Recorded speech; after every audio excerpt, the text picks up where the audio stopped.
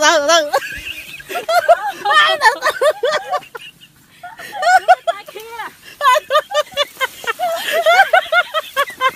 Nó giống như chiếc lốp xe này này. Hơi non. Không bé ơi. Ai mà biết được. Chứ phải tôi đấm cho mấy nhát rồi. Trời đất ơi, chị chờ cưng nãy giờ nè. Sao làm gì mà lâu dữ vậy? Hào Anh. Thôi ông im mẹ mồm đi. Trời ơi, cứu tôi trời ơi, chết tôi trời ơi.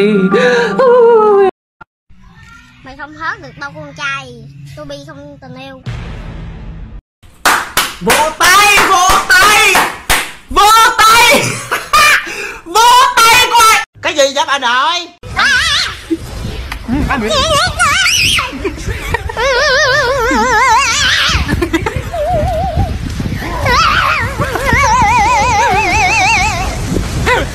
Ảo thật đấy.